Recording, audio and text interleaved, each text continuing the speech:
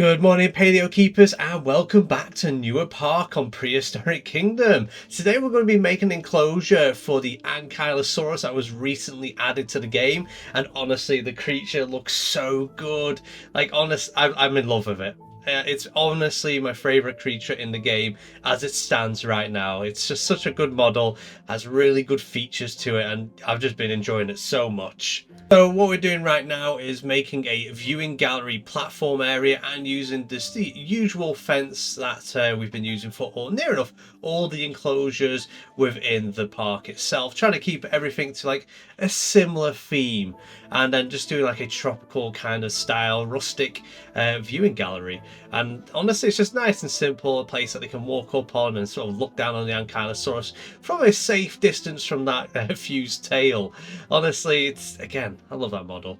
I'm really enjoying it in the game. But this was just a nice, simple build. I didn't go like absolutely crazy with the viewing gallery. I wanted to keep it like kind of bare bones, because sometimes I can go a little bit overboard with some of the like viewing galleries. And when I go to zoos, it kind of reminds me that not every viewing gallery is completely spick and span and to like an amazing detail. Some are literally just a place to keep like the rain off your head, and then all I do is just copy and paste the fence I've already placed down and just changing some bits up here and there where needed, and then we're going to go on to the building. So I decided to give them like a slightly modernish looking building, one that they can be housed in. There's a gate into the main enclosure, there's going to be a gate into the building as well, so it's safe for the zookeepers, because you wouldn't want the zookeepers to be walking around this dinosaur, as again, clubbed by that tail would be, it wouldn't even be life altering, it'd be life ending. Like, to be honest, your organs would be mush. There wouldn't be much left of you afterwards. Well, there would be, but not inside of you. But let's get out the gruesome detail of that. It's a lovely creature. It's not going to hurt your zookeepers. Don't worry. It's all good in this game. It's all good. But yeah, we're going for this modern theme. I kind of had the idea of like some rhino enclosures where they use steel bars to try and like obviously avert it from being able to hurt the keepers. So that's what we're doing right now, just sort of sizing it all up, getting it all ready, and then I'm going to be adding like smaller bars and just keep adding to the metal bars, the more detail. It just makes it look interesting as well. A little bit of storytelling in this sense as well, because you're protecting your keepers from that club, which you don't want. And also, if it decides to run at you sideways, it's got spikes on the side of it, which you don't really want to get involved with. So that's going to kind of protect you. I say spikes, osteoderms. It's a heavy animal. It's a big animal. It's an adorable animal. But yeah, it's just like, this took a while. I was like trying to size everything up, try and make everything look nice, and I just get myself to a point where I can copy and paste things to try and speed that process up. Once upon a time, I even though I know the system's been in the game, I didn't use it, and I was just individually doing everything like a Muppet. And then I was like, oh wait, yeah, no, I can do that. Makes it easier to copy and pasting.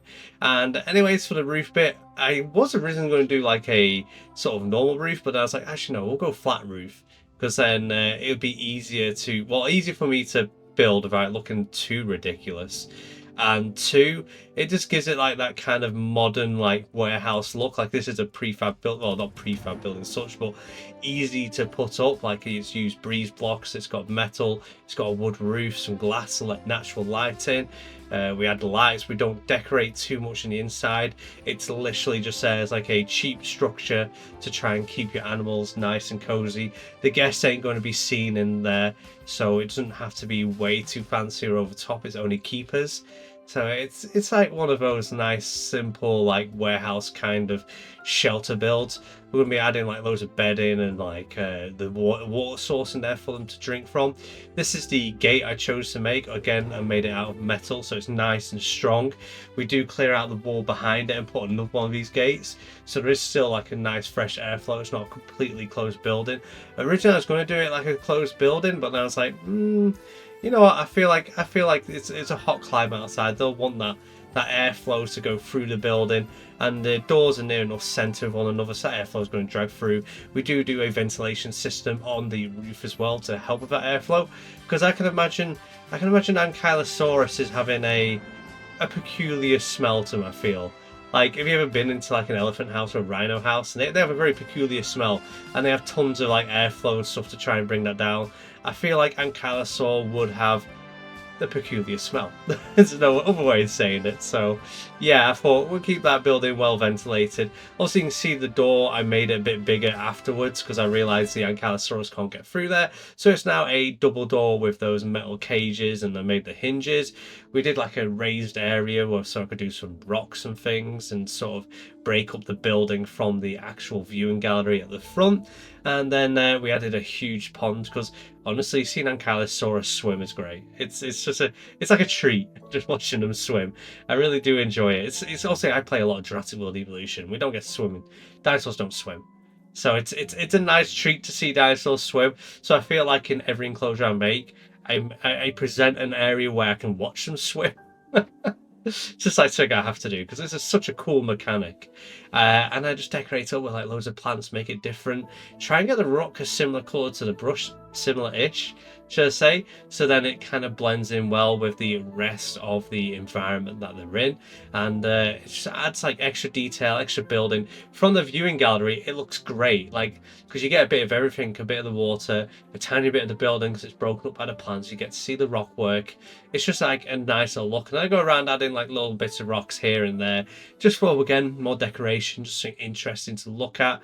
I'm still not 100% with the rock that I just placed near the viewing gallery. I'm like, do I keep that there? Do I not?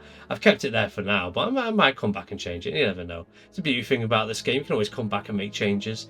And then this is the ventilation system that I put in on top of the roof. Just to add more airflow again to one, climate control the inside of the building, make it cool if it needs to be cool, make it warm if it needs to be warm, and also just to clear out what I can imagine would be an interesting smell. And then I'll see a ladder to get on the roof so they can do some maintenance, clean the windows on the top, add the food. I've already added the water. Then I go and add some viewing potential areas on the viewing gallery. At first I was going to do it on the grid, but then I realized on the grid is straight into the logs, so I just went off grid and just sort of like eyeballed it. And again, I eyeballed it with the little screens here. Some of them are slight angles, but then I was like, I'm just going to leave that because I can imagine, like, you know, you get some customers that are just not aware at all and just walk into things like benches and bins and they end up moving them. I just thought, yeah, they've done some damage to the signs, they've walked into it, moved it a bit. That's a little bit of storytelling again. I always say storytelling is what makes these games that little bit more special to you. But yeah, I enjoyed making this, watching the Ankylosaurus move around it. It's so cool. Like, just I love the swimming.